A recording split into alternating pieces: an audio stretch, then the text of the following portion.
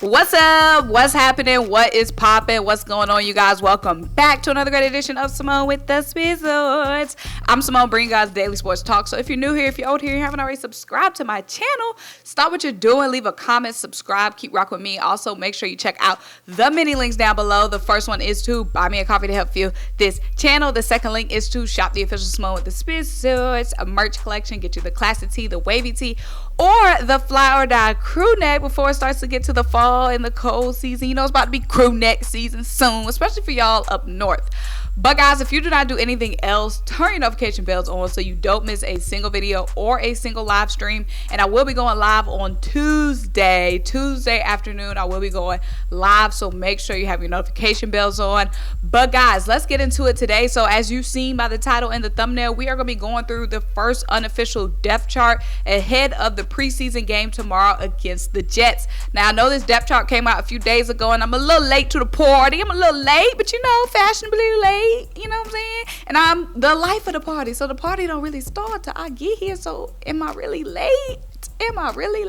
But let's get into it. So guys, just going through the depth chart, I'm pretty much just going to react to anything that I see that needs to be reacted to. So this is our first depth chart ahead of the preseason game tomorrow. So this is not final, nowhere near final, but a lot of things kind of are final, because one thing about the team this year and the roster this year, we pretty much know who our starters are. We know who our main guys are. Most of the battles, most of the position battles are for backup spots. So a lot of things kind of are going to be, most things, like 90% of things are going to be the same once the season starts, barring any injuries.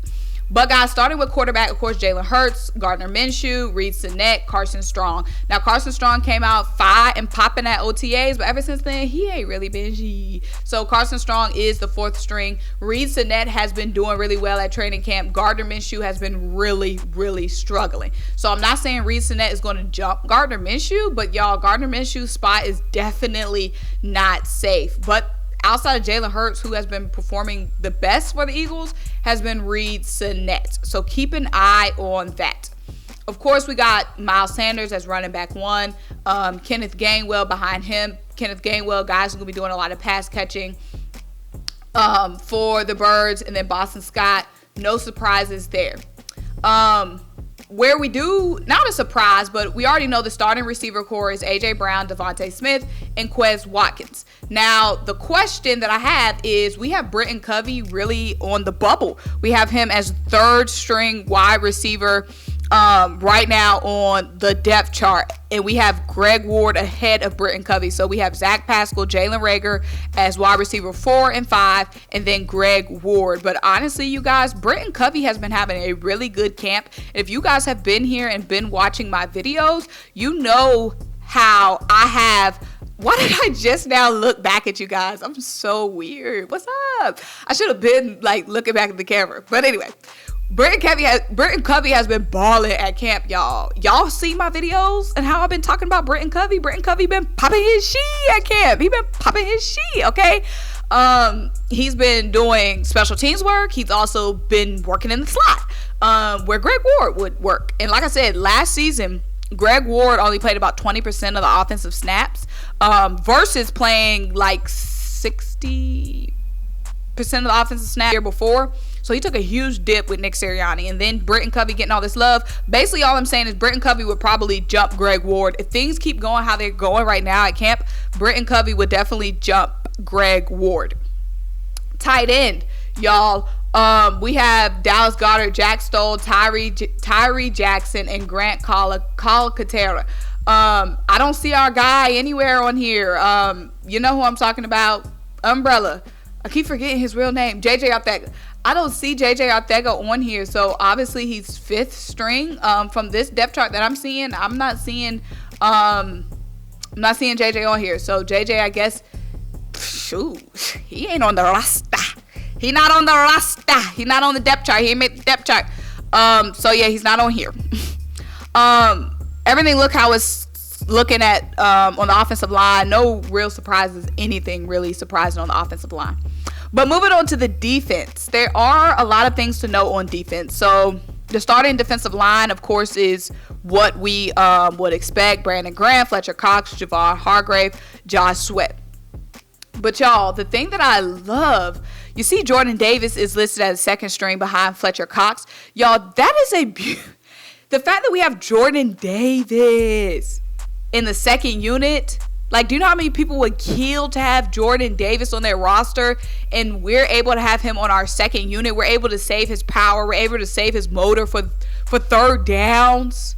Like, just imagine, it's like a weapon freaking X we have with Jordan Davis. Like, we can save all that power, all that motor, all that athleticism for those huge third down stops we're going to need. Like, wow. The depth we have on the O-line, y'all, is insane. Okay, like I said, you know, it's kind of unfair. You know how like NBA teams and stuff have to profit share to keep everything fair? Y'all, it's honestly unfair what we got going on the defensive line, y'all. I know these other teams wish you could player share, like they profit share, because Jordan Davis on the second string, where do they do that? It's Philly, baby. That's where we do that. But moving on. So, linebacker. Let me stop here. Pump the brakes. So, you see my boy Nakobe Dean is listed as a second string linebacker behind TJ Edwards. So, Nakobe Dean obviously is a rookie. He's going to have to get adjusted to the NFL level, the NFL speed, the NFL size, because that was the biggest knock on him coming into the NFL is his size going to translate? We know he dominated in the SEC, but he was a little bit undersized as a linebacker. Now, TJ Edwards was our guy last season. Towards the second half of the season, he was getting like 80% of the snaps at linebacker.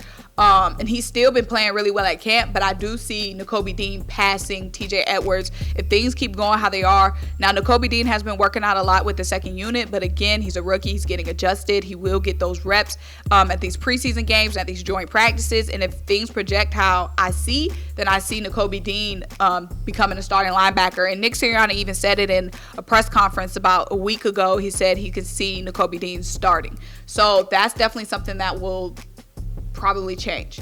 Other than that, the cornerback room is what's the biggest thing, because we know there's a lot of guys battling for those cornerback spots. So we know it's Darius Slay, James Bradbury, and Avonte Maddox, who are our starting corners, starting slot corners, starting outside corners. We know that. And then we pretty much know that Zach McPherson is pretty much a roster lock.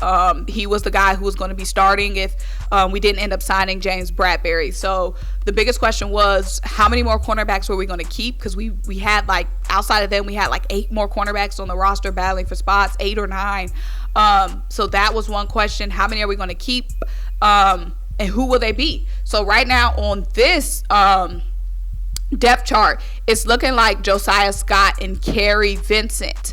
And Josiah Scott and Kerry Vincent are 2 guys who can play safety. So maybe that is what is giving them the edge over some other cornerbacks.